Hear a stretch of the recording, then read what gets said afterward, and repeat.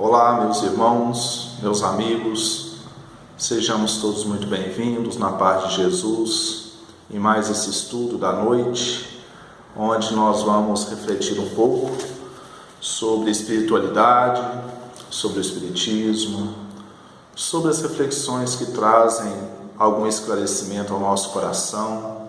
Sempre quando nós entramos nessa energia do Cristo, nós já começamos a sentir a paz que vem dele, que vem de Deus.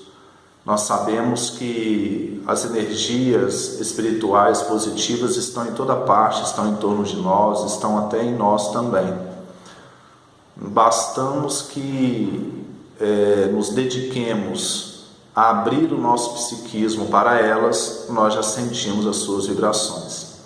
Daí a importância de estarmos sempre conversando sobre espiritualidade, estudando sobre espiritualidade, procurando entrar nessa psicosfera para poder estarmos sempre conectados a um estado de harmonia, de paz, de conhecimento, de esclarecimento.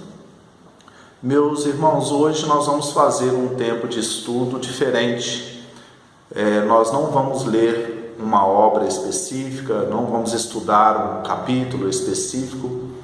Como combinado, nós vamos responder algumas perguntas de alguns irmãos que enviaram para nós, perguntas sobre espiritualidade, sobre espiritismo, sobre a vida, sobre alguma coisa na atualidade ou na história que o espiritismo e a espiritualidade possa ter uma luz de esclarecimento e de reflexão sobre essas questões. Como nós já dissemos aqui em outras vezes, nós acreditamos, meus irmãos, que a verdade ela é uma só. Só que cada um enxerga essa verdade do seu ponto de vista. Dizem que todo ponto de vista é apenas a vista de um ponto. Então cada um interpreta aquilo que vê, aquilo que lê, aquilo que enxerga, de acordo com os pressupostos que já traz dentro de si, de acordo com as suas experiências que já trazem. Cada um tem uma ótica, cada um tem uma maneira de ver. E o Espiritismo ele é uma ciência do Espírito, e como toda ciência, ele não tem dogmas, no sentido de impor isso aqui é certo, isso aqui é errado, e você deve acreditar nisso. Não. A ciência ela deve ser estudada, e cada um dentro do estudo que faz, conjugando a sua experiência com os conhecimentos intelectivos, vai tirando as suas conclusões e vai fortalecendo a sua fé. De modo que o próprio Allan Kardec disse que se um dia a ciência falasse uma coisa e o espiritismo falasse outra coisa, que seguíssemos a ciência. Ou seja, esse é o princípio para preservar a racionalidade da ciência espírita. Então nós vamos estudar aqui, nós vamos respondendo e comentando, refletindo algumas questões, sem nenhuma intenção de colocar como verdades, mas apenas pontos de vista baseados em obras que lemos, baseados na nossa experiência, baseado na espiritualidade que traz um pouquinho da sua luz para todos nós que começamos a estudar essa doutrina bendita. Então são reflexões onde nós vamos trilhando os nossos caminhos de compreensão. A primeira pergunta aqui é de uma irmã. Como eu não esqueci de perguntar aos irmãos se poderia falar o nome de quem fez a pergunta, eu não vou falar o nome do autor da pergunta. Eu vou apenas ler a pergunta e vou responder. Com certeza a autora ou o autor estará assistindo aí, porque eu não perguntei se poderia falar o nome, meus irmãos. Então, uma nobre irmã, ela fez uma pergunta baseada num trecho do Evangelho. Ela fez a seguinte pergunta: se a pessoa, quando morre, sua alma continua vivendo, por que Jesus ressuscitou Lázaro? É muito interessante essa questão, né? Porque, na verdade, Jesus, ele inclusive chorou diante de Lázaro ali, naquela situação. Mas toda passagem do Evangelho ou do Antigo Testamento, é importante nós analisarmos o contexto, né, que ocorreu aquele fato. Além do contexto que ocorreu o fato, a situação, é importante a gente analisar também a intenção de determinadas atitudes de Jesus em determinadas situações ali. O propósito de ele fazer algumas coisas. Outra coisa importante é a questão das palavras, mas as palavras nós vamos discorrer mais para frente. Nessa parte, Jesus ele chegou numa situação onde estavam todos chorando. Marta estava chorando, que era a irmã de Lázaro. Maria estava chorando. Jesus gostava muito deles, que é também irmã de Lázaro. Os judeus ali estavam todos muito condoídos com a situação ali. Então Jesus ele se comoveu profundamente diante daquela dor. E inclusive acreditamos, dentro do meu ponto de vista, Jesus sabia que a vida ela é imortal, que a morte é apenas uma passagem. Ele mesmo venceu a morte. Ele tinha clara consciência de que somos espíritos imortais e que ninguém morre, apenas o corpo se decompõe e volta para a terra. Mas ele sentiu muito a dor daquele pessoal ali. E mais, vários judeus em volta falavam assim: ele que abriu os olhos aos cegos, fez as pessoas aleijadas caminharem, andarem, não seria possível ele fazer o Lázaro voltar à vida? E aí, nesse contexto, nessa situação, Jesus vê uma importância muito grande em fazer aquilo ali.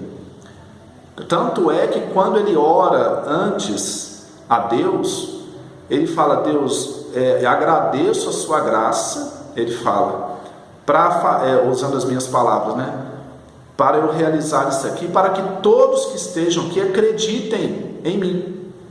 Então Jesus ele fez muitos milagres, muitas manipulações, né, nas energias, na matéria mesmo, para que o povo olhasse e levasse em consideração a mensagem dele, que é a mais importante. Então acreditamos que ele fez isso para que o povo acreditasse naquele contexto ali, para voltasse mais a atenção para ele e aceitasse a mensagem de libertação espiritual, juntamente com a dor realmente que ele estava percebendo ali. Então Jesus, em várias vezes, ele chora, eu percebo que esse choro também é a percepção da inconsciência ainda nossa aqui na Terra, de como nós ainda somos frágeis, e a compaixão dele é tão intensa que ele se condói, ele se emociona com isso. Existem algumas abordagens, inclusive nas obras kardecianas, que Lázaro estava num estado epilético profundo, mas não vamos entrar nesse debate aqui agora, que caberia um tempo muito maior, e mais para frente poderemos abordar isso aí. Mas logo, como eu disse anteriormente, o Espiritismo é uma ciência que não coloca verdades absolutas, mas estuda sempre baseado na razão e na experiência aquilo que nós podemos tirar de mais importante para a nossa vida, levando em consideração que a mensagem do Mestre a moral de Jesus é a grande libertadora da humanidade, né? Tanto é que Allan Kardec nem se deteve tanto nos fenômenos, mas na moral. Depois essa mesma irmã colocou uma outra pergunta baseada no Antigo Testamento. Vamos refletir um pouquinho sobre isso também. Como você explica Ezequiel em 18:20, quando ele diz: a alma que pecar, essa morrerá? Interessante, né? Como que uma alma pode morrer se todas as religiões pregam a existência após a morte física? De alguma maneira estaremos vivos. E algumas teologias que acreditam no céu e no inferno, mas estarão vivos. Nesse sentido aqui, é importante perceber o uso das palavras. Em várias passagens do Evangelho e do Antigo Testamento, principalmente, as palavras elas não têm exatamente o mesmo sentido que atualmente, ou às vezes está no sentido alegórico, no sentido figurado. E é importante discorrermos sobre isso um pouquinho. O hebraico, o aramaico, essas línguas antigas eram línguas que não tinham um vocabulário muito extenso. Então, várias palavras é importante às vezes extrair o sentido ali daquele texto ali, o espírito da letra. Para isso, eu vou pegar até um versículo desse mesmo capítulo que a nossa irmã colocou, que fala assim: mas convertendo-se o ímpio da impiedade que cometeu, procedendo com retidão e justiça, conservará este a sua alma em vida. Isso está no versículo 28, logo depois dessa passagem aqui. Olha bem o que ele diz: conservará este a sua alma em vida. Veja bem que ele está colocando uma diferenciação entre alma e vida. Tem como a gente não conservar a nossa alma em vida, sendo que a nossa alma é a nossa própria vida, a nossa vida é a nossa alma? Nesse sentido, minha cara irmã, percebemos que aqui, quando fala que a alma viverá ou a alma morrerá, ele está querendo dizer que o indivíduo que ele pratica o bem, que ele não entra em processos de iniquidade, em processos ambíguos de comportamento, ele vai trazendo vida para si, ele vai trazendo força, vitalidade, porque ele vai entrando em harmonia com a lei do universo. Então ele viverá cada vez mais, com cada vez mais exuberância, com cada vez mais vitalidade, alegria, paz interior. O indivíduo que ele desvia das leis de Deus, das leis universais, ele vai trazendo desequilíbrio, ele vai trazendo morte para a sua vida, mas morte no sentido que ele vai desaparecer, mas morte no sentido que ele vai se desarmonizar, ele vai se desequilibrar, ele vai promover mortes às vezes em volta do corpo físico, por exemplo, né? Então, dentro da nossa visão, da minha visão, né, minha irmã, eu percebo isso. Quando ele está falando da alma viver, da alma morrer, ele está falando no sentido de trazer vida, força, ou trazer morte, que significa desequilíbrio, fraqueza, nesse sentido espiritual, certo? Porque acreditamos que nós somos seres imortais e continuaremos vivendo, aprendendo. Existem alguns autores espiritualistas, entre eles Pietro Baldi, que é de uma linha diferente, que fala sobre um processo de desintegração da alma, mas isso aí é algo assim muito profundo, detalhado, dentro de um contexto específico que não caberia ele escrever um livro chamado A Grande Síntese. Mas o Espiritismo, a ciência espírita, nos fala que a alma sempre viverá, que nós somos seres eternos, que a nossa essência, que é a centelha divina, a nossa consciência sempre prosseguirá em evolução. Mas muito boas questões, minha irmã, para você que fez as questões. E vamos continuar refletindo mais para frente sobre isso, pegando pontos de vista diferentes, para ir chegando devagar a uma fé, a uma construção de uma consciência, de um conhecimento cada vez mais sólido. Lembrando, como eu disse, são pontos de vista que nós refletimos, procurando sempre encontrar essa verdade universal de uma forma mais clara.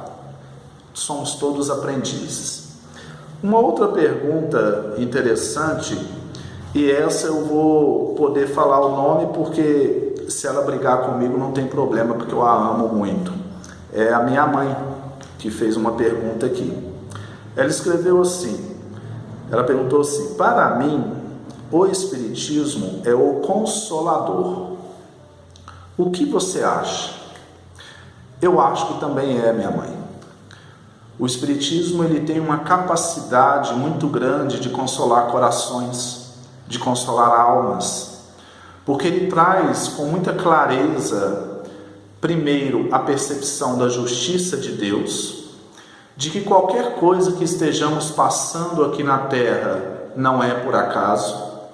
se passamos por algum sofrimento, por alguns desafios existenciais intensos, esses desafios ele mostra com muita clareza que é sempre uma mensagem de aprendizado, muitas vezes de reparação de alguns erros que cometemos em existências anteriores. Então, de modo geral, a primeira coisa que o Espiritismo nos traz é que não há injustiça no mundo, que nenhuma folha de árvore cai sem a permissão de Deus, que tudo que acontece, acontece por uma causa, e a nossa felicidade ou a nossa desdita é fruto da nossa própria ação, mesmo que no momento não estejamos conscientes disso, mas sempre é uma reação de uma ação anterior. Então ele nos faz assumir mais a responsabilidade da nossa vida. Uma outra coisa que Jesus se reveste muito que o Espiritismo se reveste muito de consolador, de algo que consola, é no sentido dele mostrar que todos continuaremos vivos depois do desenlace físico. E ele mostra através do fenômeno da mediunidade, porque existem milhares de médiuns espalhados pelo planeta, no Espiritismo e outras religiões, ou até ateus. A mediunidade é uma faculdade da alma e do corpo também. Nesse sentido, esses médiuns missionários que desceram aqui na Terra, que reencarnaram aqui, como Chico Xavier, como Divaldo Franco, como vários outros médiuns que trouxeram obras maravilhosas e mensagens maravilhosas, vem mostrar e vem provar para muitas pessoas que se viram separadas dos seus entes queridos, que esses entes queridos continuam vivos e que os laços de amor, de afetividade, continuam sempre preservados depois da morte, e que um dia todos nós estaremos juntos.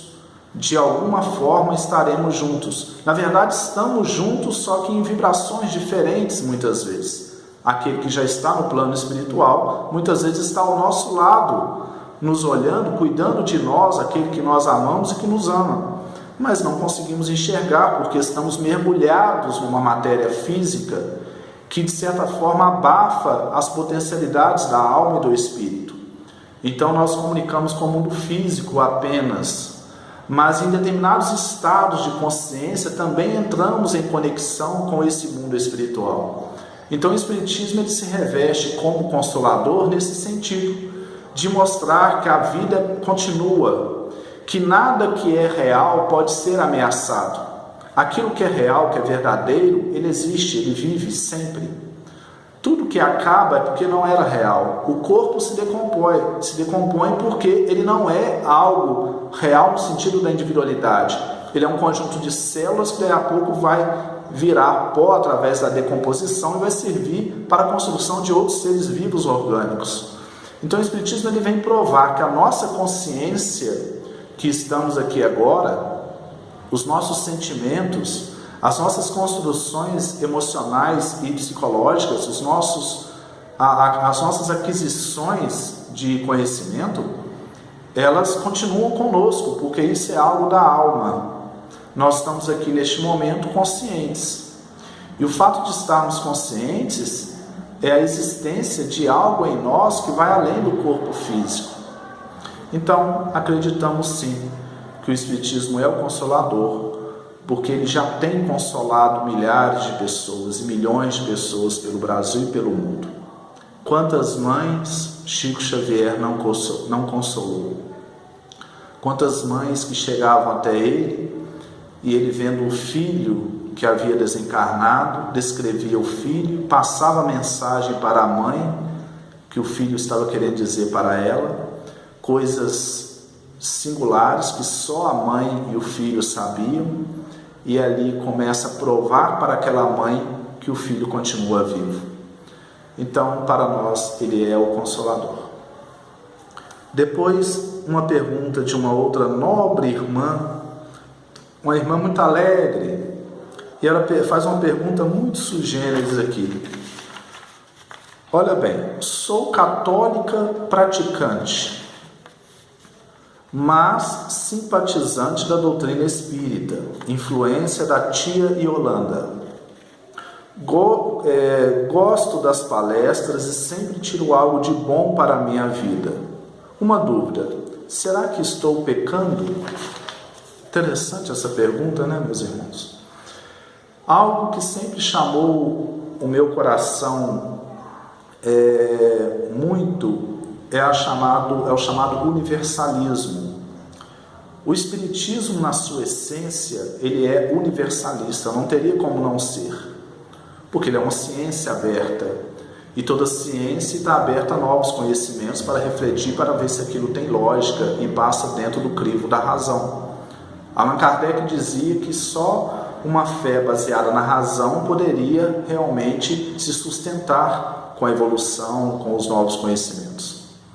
Inclusive, na sociedade parisiense, na época de Allan Kardec, lá na França, muitas pessoas que participavam das reuniões espíritas, às vezes eram de outras religiões, judeus, padres, pastores. Allan Kardec dialogou com várias pessoas de outras origens religiosas.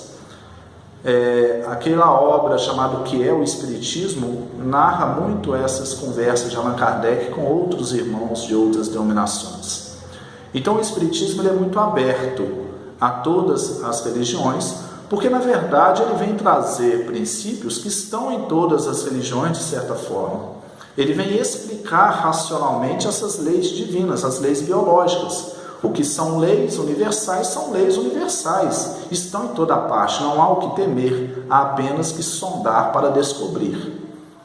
Desse modo, acreditamos que o Espiritismo ele é um fortalecimento da fé do indivíduo onde quer que ele esteja. Se ele estiver dentro do movimento espírita, bom demais. Mas se ele estiver no movimento católico, também muito bom, ele vai fortalecer a sua fé na espiritualidade, na religião, no protestantismo, no budismo, no shintoísmo, no taoísmo, no islamismo. O Espiritismo ele é uma ciência que vem ajudar a humanidade a compreender a espiritualidade. E acreditamos que a espiritualidade não é uma denominação religiosa. A espiritualidade está numa experiência particular com Deus, e isso não tem rótulo, isso não tem nome. Se eu tenho essa experiência dentro do movimento espírita, se eu tenho dentro do movimento católico, ou mesmo se eu não pertenço a nenhuma religião, se eu sou agnóstico, se eu não pratico uma religião, mas que eu pratico essa experiência espiritual na minha vida diária, esse é o caminho. Mas aí, às vezes, as pessoas perguntam, mas como eu vou praticar a religião, a espiritualidade, sem estar pertencendo a uma religião? Se eu estou praticando bem, se eu estou desenvolvendo o amor no meu coração, se eu estou desenvolvendo a compaixão nas minhas atitudes diárias, eu estou me conectando a Deus. Porque é muito melhor, muitas vezes, um ateu que vive de forma digna, honesta e que pratica o bem ao outro, do que um religioso que na máscara ele pertence a uma religião, ele fala em nome daquilo, mas o seu sentimento ainda não é de bondade, ainda continua egoísta, orgulhoso, mau, ambíguo. Jesus falou sobre esses religiosos quando ele se referiu aos fariseus. Desse modo, minha nobre irmã, acreditamos dentro da nossa visão que a irmã está buscando e está encontrando Deus com certeza. Não tem problema nenhum continuar na sua prática católica e na sua prática espírita, no sentido de estar estudando, ouvindo as palestras. Com certeza, Deus está se alegrando muito com a sua busca, porque você está querendo algo cada vez mais genuíno, para fortalecer a sua fé, para fortalecer a sua prática na religião onde você está. O Espiritismo vem contribuir para isso, trazer esclarecimento. É interessante que quando a gente fala de espiritualidade e religião, tem vários líderes religiosos que nos trazem mensagens muito otimistas sobre isso. né?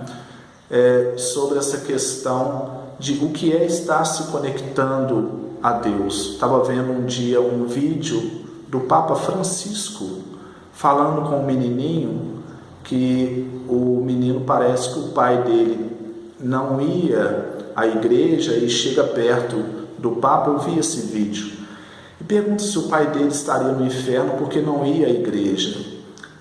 Aí o Papa vira para o menino e fala assim: seu pai era bom para você? O menino: era muito bom. Então ele fazia as coisas por você? E o menino falou que o pai dele era muito bom, cuidava muito bem dele, o amava muito, sacrificou a própria vida para poder sustentá-lo, né? Mas não ia à igreja. Aí ele falou assim, aí o Papa falou com o menino, né? Seu pai está com Deus, porque ele fez aquilo que Deus queria, usando as palavras dele, né? Então, em várias religiões tem pessoas mais lúcidas, que enxergam a espiritualidade que transcende o dogma religioso, que transcende o rótulo religioso. De que importa se eu me digo espírita, se eu me digo católico, protestante ou hindu? Importa se eu estou praticando o amor de Deus na minha vida, e que o amor de Deus aflore através dos meus atos, das minhas palavras e dos meus sentimentos. Acredito, como de ouvir alguém, diz, não sei se foi Mahatma Gandhi ou Dalai Lama, algum líder espiritual lá do Oriente, fala que as religiões são como ônibus. Todos nós entramos no ônibus para ir a algum objetivo. E todos vão para o mesmo objetivo, que é Deus. Mas que é muito importante, quando nós cheguemos a esse objetivo, que a gente desça do ônibus. Ou seja, que a gente entre em contato direto com a divindade, com a espiritualidade, sem necessitar dos rótulos. É isso aí, minha irmã. Espero ter podido esclarecer um pouquinho aí a reflexão e o questionamento da irmã. Um grande abraço para você, tá? Depois tem uma outra pergunta aqui, muito interessante também, que é de uma nobre irmã também, onde ela vem falando assim: como vencer a ansiedade? Fantástica essa pergunta, né? Como vencer a ansiedade? A ansiedade é algo que tem ficado muito intenso na humanidade, na sociedade. Mas há 2000 anos já existia isso. Tanto é que Jesus mesmo diz: por que ficais ansiosos pelo dia de amanhã?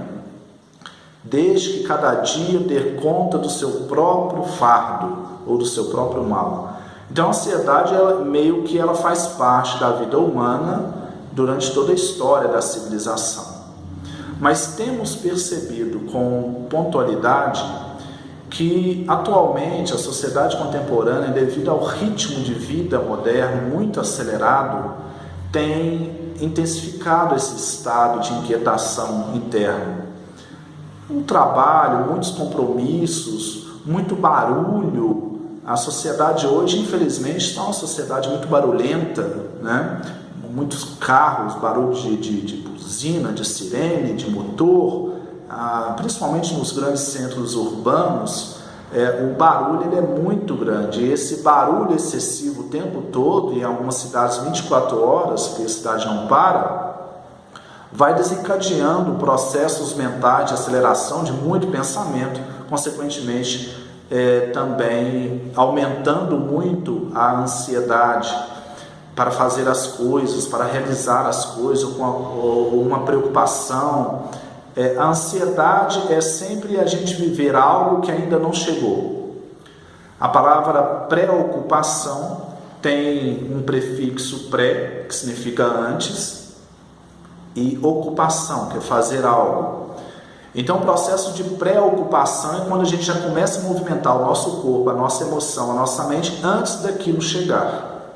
Nós já estamos vivenciando um estado de adrenalina, muitas vezes, antes da situação se apresentar para aí nós agirmos. Esse é o processo de preocupação.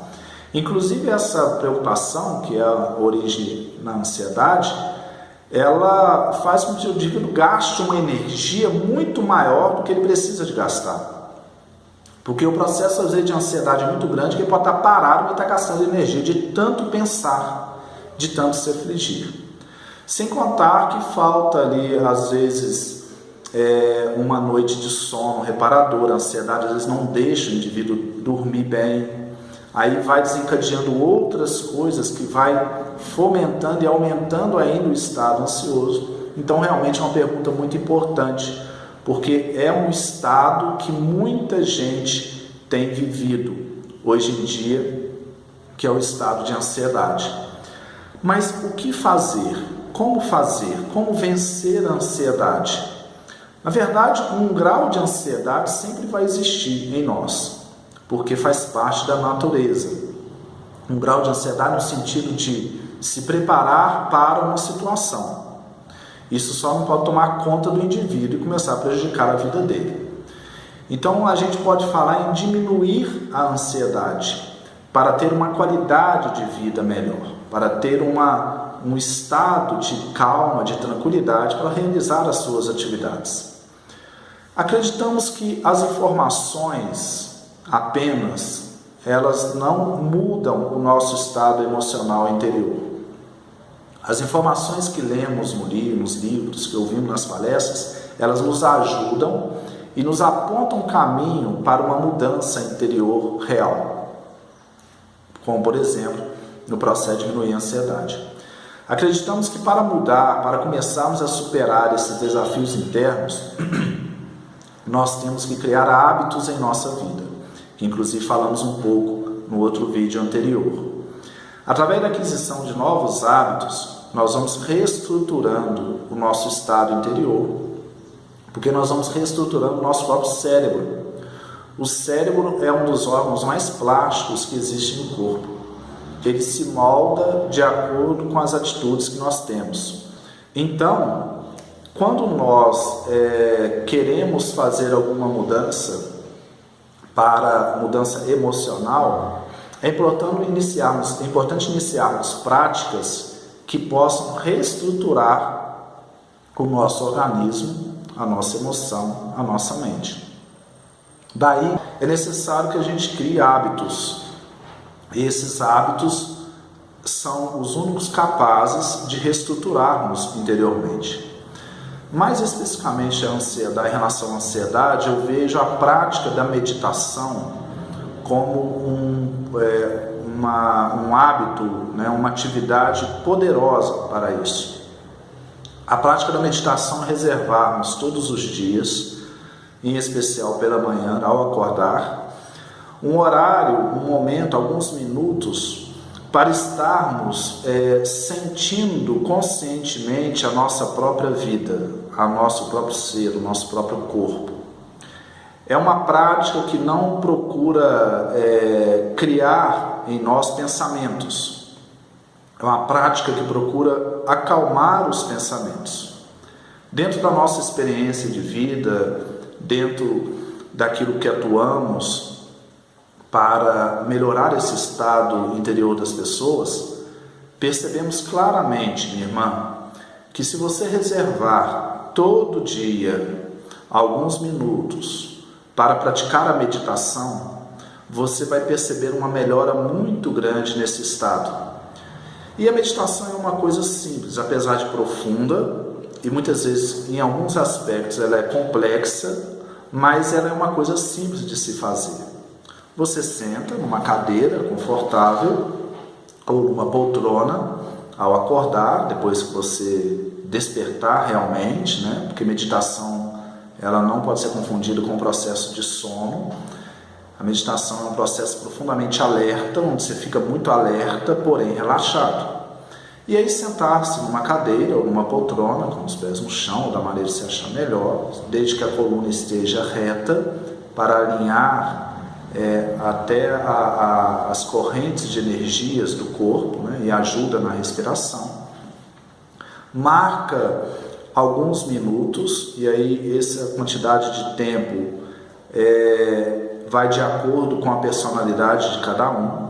Geralmente um tempo padrão seja 20 minutos, mas tem pessoas que fazem 5 minutos e já ajuda, 10 minutos, 3 minutos, 15 minutos.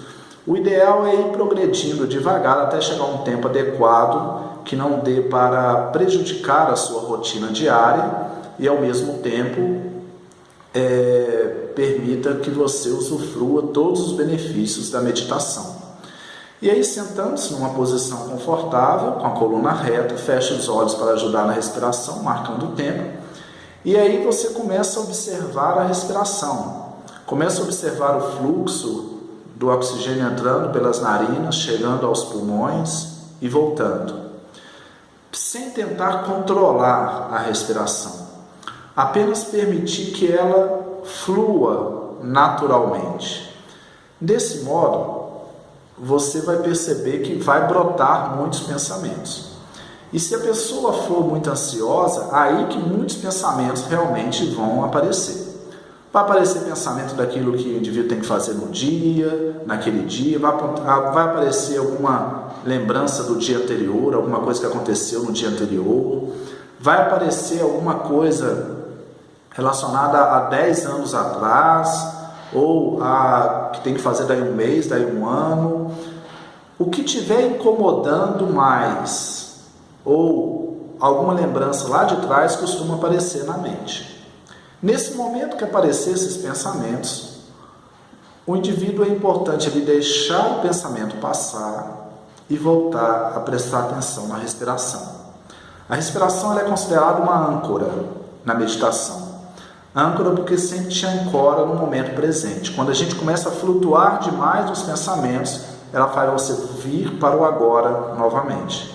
Daí a pouco vai surgir mais pensamentos, porque a mente está condicionada a pensar muito. Geralmente, uma pessoa ansiosa, ela pensa demais, ela pensa excessivamente. Aí vai aparecer mais pensamentos. A hora que você se pegar flutuando naqueles processos de digressões mentais, de flutuações, opa, eu estou meditando, deixa para lá, seja o que for, e volte a prestar atenção na respiração.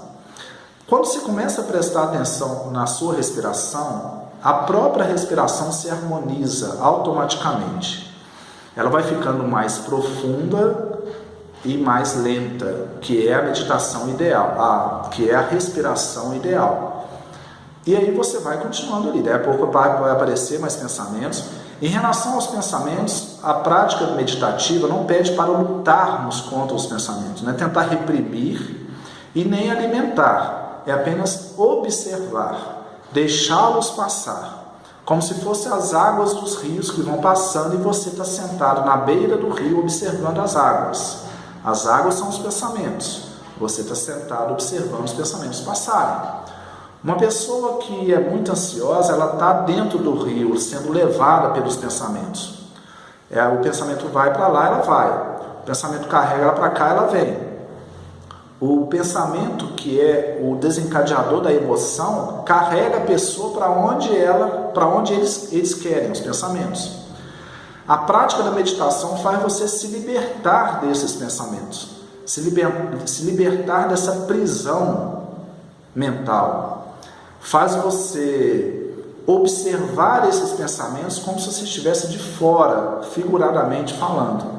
É um processo de tomada de consciência dos nossos impulsos inconscientes, dos nossos pensamentos que vêm lá do inconsciente. Muitas vezes são pensamentos condicionadores. Então, você continua observando a respiração até dar os minutos ali. Ao mesmo tempo que você observa a respiração, você respira conscientemente, você também vai prestando atenção no seu corpo. Isso se chama em desenvolvimento da consciência corporal. Então você vai observando, vai sentindo os pés no chão, vai sentindo as mãos, vai sentindo o corpo como um todo, vai percebendo a sua própria presença. Então, você vai trazendo consciência para a sua vida real que existe aqui e agora. Então, a prática da meditação faz a gente sair da ilusão que a mente cria, que vem aquele mundo de pensamento contando histórias da nossa vida, analisando a nossa história de vida, e ela faz a gente enxergar a nossa vida, que está acontecendo aqui e agora. E essa prática é uma prática muito singular, porque ela vai trazendo também uma clareza mental em relação a algumas coisas da nossa própria vida, mesmo sem a gente ficar pensando na vida. Muitas pessoas acham que a meditação é ficar pensando, refletindo sobre a vida. Não, isso é reflexão. É algo bom também, mas é uma outra coisa. A meditação é a gente esvaziar a mente no bom sentido. É a gente acalmar o fluxo mental e entrar num estado de pura consciência, consciência corporal, consciência das nossas emoções e consciência dos nossos próprios pensamentos também. É uma atenção plena, mindfulness, como nas academias chamam a meditação. É o desenvolvimento dessa atenção plena. E algo interessante que acontece, vou narrar aqui um fato que eu fui fazer uma palestra em uma escola, já há muitos anos, e é interessante, uma escola que eu já havia dado aula muito naquela escola, conhecia uma boa parte dos alunos, uma escola que eu gosto muito dela, mas quando eu fui lá lecionar, dar a palestra para os alunos, eu senti uma certa ansiedade, porque já tinha um bom tempo que eu não dava aula lá, como se eu estivesse chegando em um lugar diferente, né? E aí, momentos antes da palestra, eu senti aquela ansiedade, e aí eu entrei em meditação, porque meditação, quando a gente começa a treinar a prática, a gente medita em qualquer lugar. Você pode estar caminhando e estar meditando, você pode estar numa fila de banco, você entra em estado meditativo. A meditação vai treinando a sua mente a esse processo de introspecção saudável cada vez mais rápido. E aí eu entrei em estado meditativo enquanto estava se organizando ali o momento. Quando você começa a meditar, você sente as suas emoções de uma forma mais intensa no primeiro momento. E é muito interessante isso. Eu senti a sensação da ansiedade. E eu senti uma sensação nessa região gástrica aqui. E aí senti aquela sensação, como se fosse aquele frio, né? E aí, nesse momento, eu comecei a observar. Me desliguei dos pensamentos e comecei a observar conscientemente essa sensação.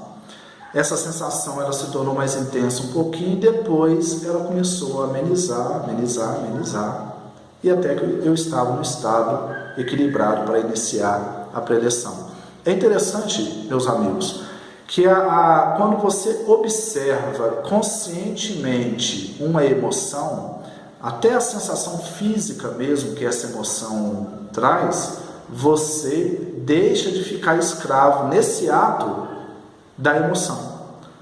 Ela deixa de controlar você quando você leva consciência para ela. Quando você observa uma emoção diretamente, ela deixa de controlar você. Você passa a controlar. Tudo que a gente observa conscientemente, a gente se torna livre daquilo. É um processo complexo, mas é real. Até dores físicas, isso pode ajudar. Dificilmente eu tenho dor de cabeça. Tem anos que eu não tenho dor de cabeça. Mas, uma certa feita, eu estava dando aula, eu dei aula o dia todo. E foi um dia muito difícil, muito estressante. E eu cheguei em casa com dor de cabeça. Cansado com dor de cabeça. E é interessante, quando eu cheguei em casa, meus amigos, eu não gosto muito de tomar medicamentos, eu não tomo remédio, mas só quando realmente é necessário, né? Mas de modo geral a gente não consome. Mas eu sei que eu sou meio resistente, eu não quis tomar uma aspirina, porque em modo geral quase todo mundo faz isso, né? Sente alguma coisa, pum, medicamento. Eu não quis tomar. E aí o que aconteceu? Não falando contra os medicamentos, né? Os medicamentos às vezes são muito necessários. Eu não tomei, eu falei, eu vou dormir, porque isso aqui é um cansaço, é um estresse, ao acordar eu estou bem. Dormi com aquela dor de cabeça constante. Ao acordar no outro dia, eu percebi que eu ainda estava com a dor de cabeça. Ela não havia parado. E aí eu até fiquei preocupado, falei, será que é algo orgânico, né? O que está acontecendo, será? Aí fui para a minha prática de meditação matinal, que eu medito todo dia. E aí comecei a meditar os meus 20 minutos.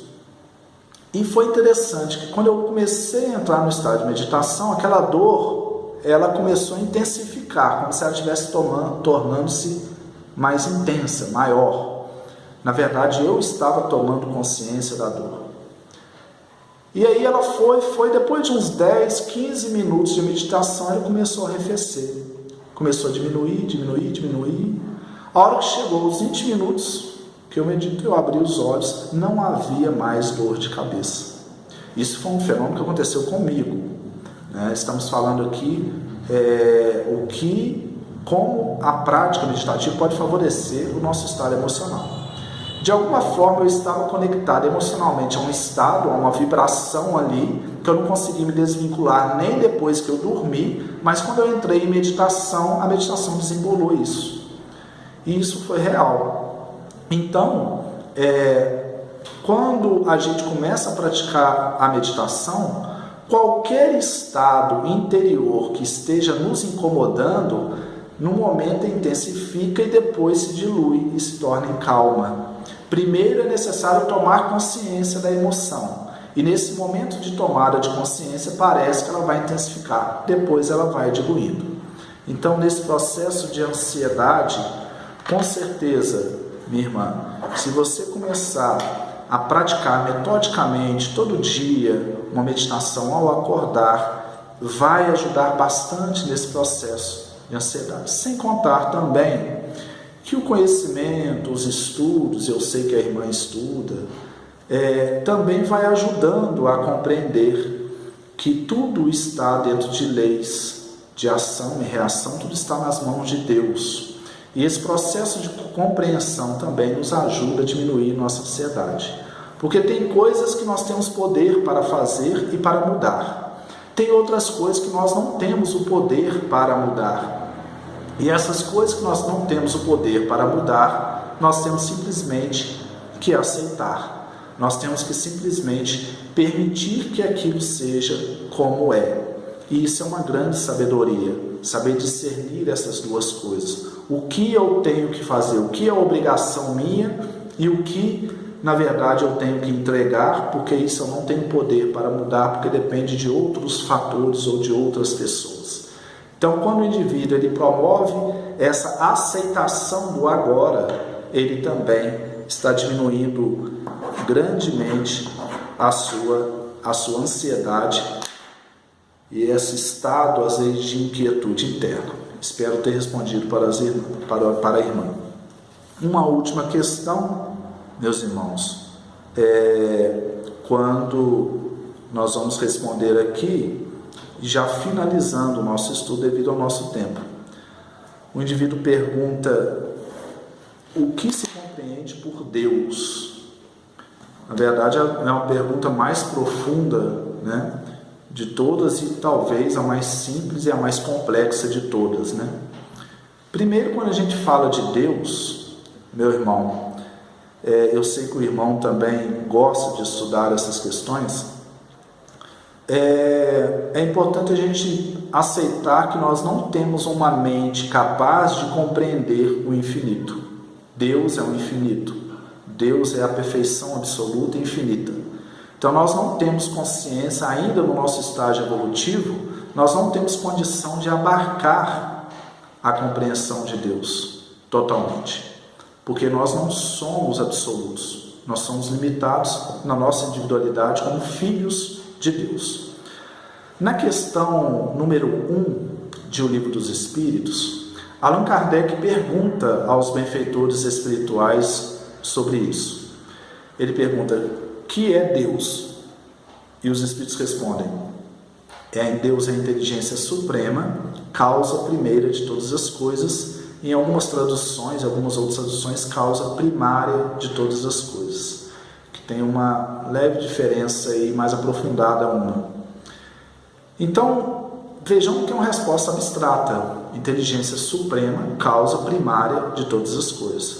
Mas é a resposta que nós conseguimos ter no nosso estágio para compreender Deus, que é o infinito. Minha filha me perguntou ontem assim: pai, como pode Deus viver para sempre, ter vivido para sempre? Eu falei assim: filha, tem como não ser diferente? Porque a nossa mente, ela funciona dentro daquele negócio de nascimento e morte. Tudo que nasce, morre. Então é difícil compreender o infinito. É difícil compreender, muitas vezes, para a nossa mente cartesiana, que tem certas coisas que são eternas, que na verdade o todo é eterno, Deus é eterno.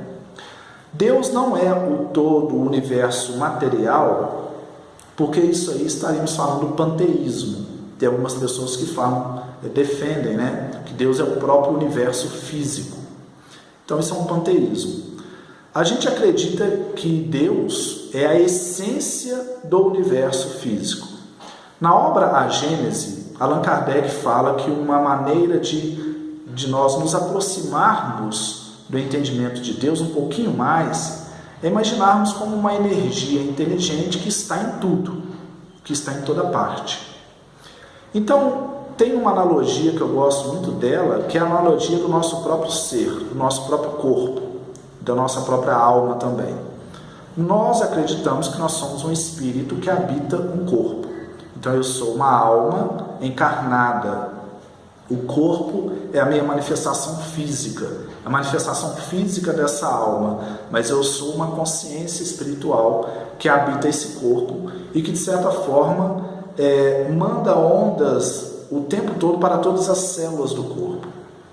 Fazendo uma analogia um pouco rudimentar, mas uma analogia, acredito que o universo físico é o corpo de Deus.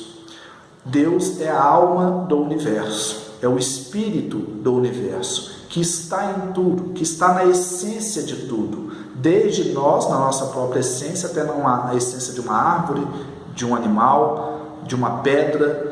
É a essência do universo, é a força que rege todo o cosmos. Nesse sentido, eu vejo uma analogia interessante. Deus sendo o espírito do universo. Paulo de Tarso dizia: nele vivemos, nele nos movemos. Então, nós estamos imersos em Deus e Deus está em nós. Quando queremos entrar em contato com Ele, em comunicação com Deus, basta que nós adentremos para dentro de nós mesmos. Daí, talvez é importante nós não queremos tanto compreender Deus, mas sentir Deus, entrar em contato com Deus, porque aí nós acessamos um outro estágio de consciência em nós, que é um estágio de intuição, onde nós percebemos a presença dele em toda parte. Então, parece que sentir Deus é mais possível do que entender os meandros intelectuais, lógicos da divindade totalmente, que nós ainda não podemos. Em relação àquela questão que abordamos sobre algumas traduções do Livro dos Espíritos, tá? Inteligência Suprema, causa primeira de todas as coisas, ou causa primária de todas as coisas, eu vejo que quando fala causa primeira de todas as coisas, está dando um ponto de vista muito cronológico, como se Deus estivesse aqui, depois vem outra coisa, depois vem outra coisa. Quando fala causa primária, eu vejo uma lógica maior, mais profunda, porque fala como Deus existente agora, como causa primária, como sustentáculo de tudo que existe, como a força que rege tudo, que permite que tudo seja. Perguntaram ao autor Rubem Alves o que era Deus para ele, ele falou assim: Deus para mim é o vazio da xícara de chá, porque permite que nós enchemos para poder beber. É o espaço que permite que os planetas existam, né? Então, tem um ditado no Oriente que fala também que uma coisa que se aproxima muito da noção de Deus é o silêncio. O silêncio nos aproxima muito de Deus, porque sem o silêncio, nenhum som poderia existir. Nós só falamos com uma outra pessoa porque existe um silêncio para que o som aconteça. Então, o silêncio ele é algo que existe, ele é real e ele permite que as outras coisas aconteçam. Deus ele é real e permite que nós vivamos, que as coisas vivam, que a natureza exista. Ele é aquilo que está por detrás, que está por dentro, que está na origem, na essência de tudo que se manifesta fisicamente.